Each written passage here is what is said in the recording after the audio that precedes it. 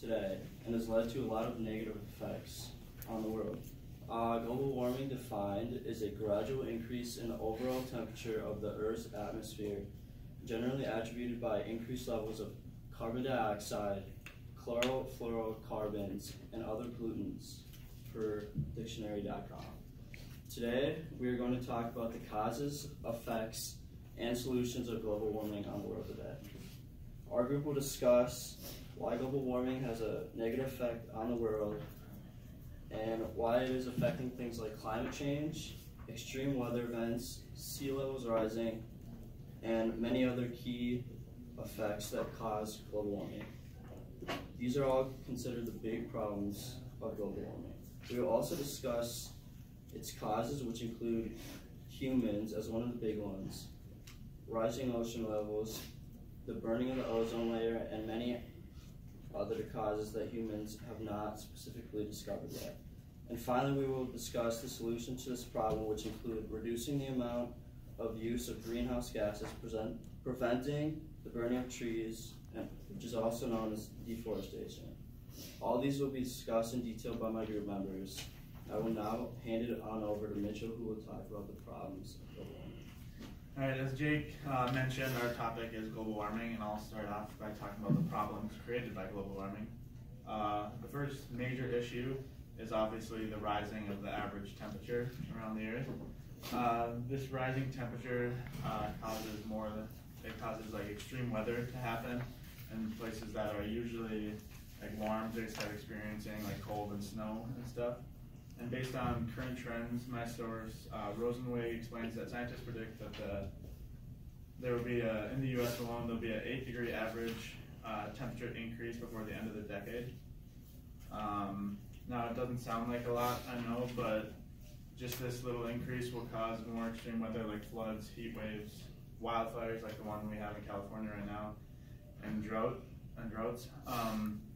According to Denchek, author of Are the Effects of Global Warming Really Bad, when this extreme weather happens, it'll eventually take a toll on our country's economy because we'll have to funnel money into these areas and clean up these natural disasters and give medical attention to people and rebuild.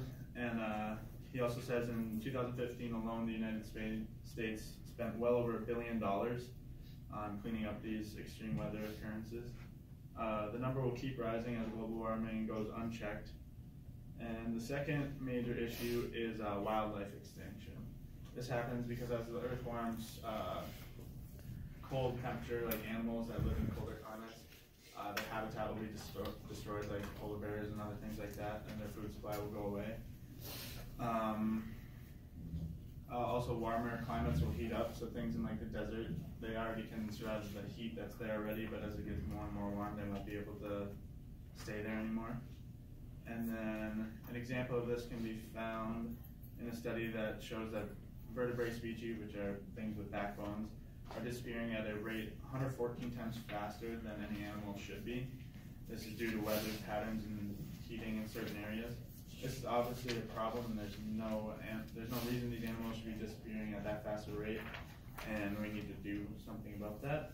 The next problem I will be telling you about are future problems that we can't necessarily see right now, but in the future there will definitely be an issue.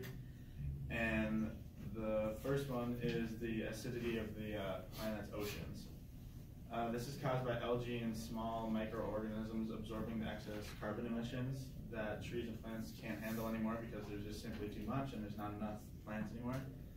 So if this continues to happen, it'll eventually destroy our coral reefs. Like we've already seen the Great Barrier Reef along Australia slowly become bleached and animals start dying. And if that one completely disappears, we'll lose hundreds of certain species that are like only live there. So that'd be bad. And then another issue in the future would be the rising ocean levels that is caused by the 8-degree temperature increase.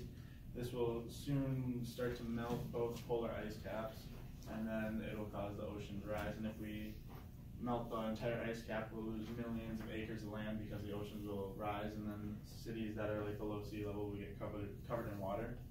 And according to Josh Holder, an article I read online, cities like New Orleans, Miami, parts of California, Rio de Janeiro, and Shanghai are among the biggest cities we could lose if this would ever happen.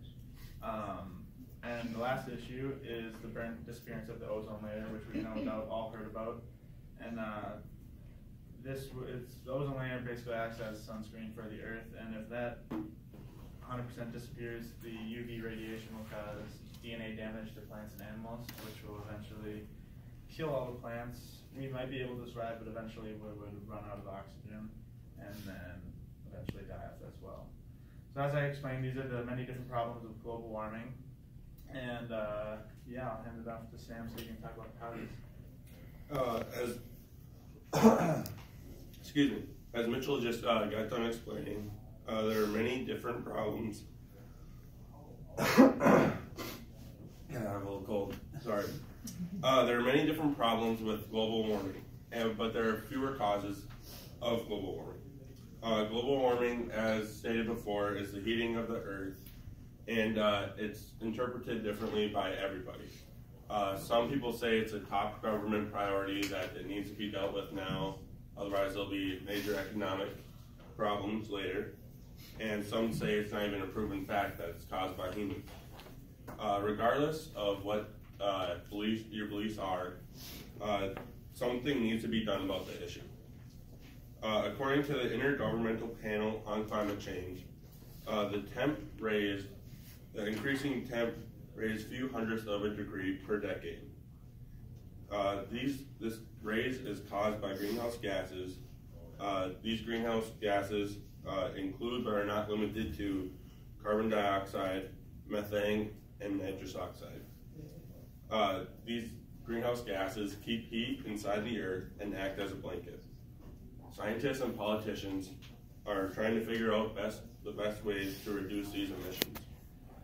David Satterthwaite, a senior fellow at the International Institute for Environment and Development, states in his study that most studies use that 75 to 80% of these greenhouse gas emissions come from cities. These greenhouse gases come from vehicles and just everyday activities such as heating their houses and just living.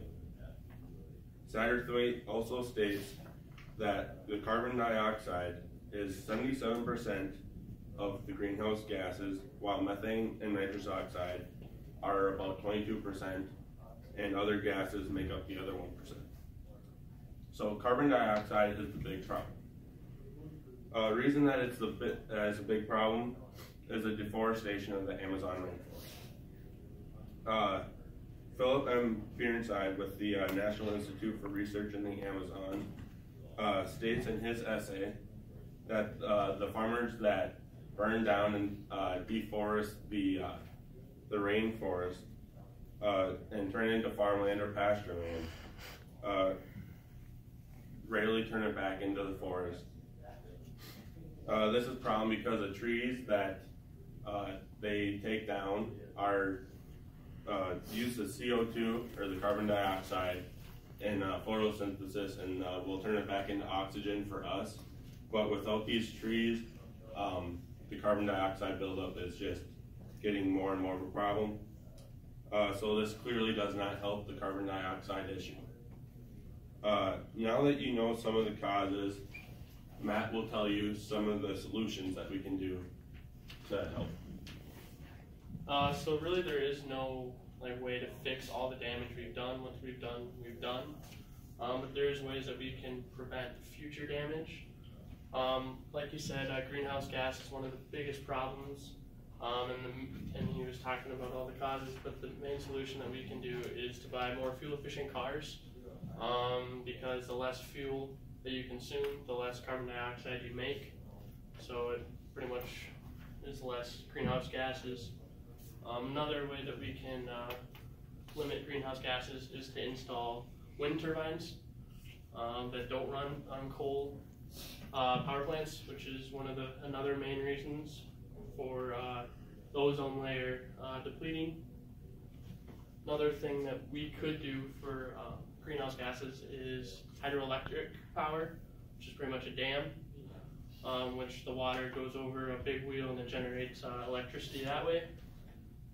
Or we could do solar panels, which is just the sun's radiation going through a plastic channel and hitting circuits to generate electricity. And that's one of the main problems that we're facing right now. And pretty much the biggest thing that you could do is to buy more fuel-efficient cars, or buy a diesel car, which actually produces less greenhouse gases than a normal gasoline engine. Now, with the deforestation of the Amazon rainforest, that's another thing that needs to be revamped.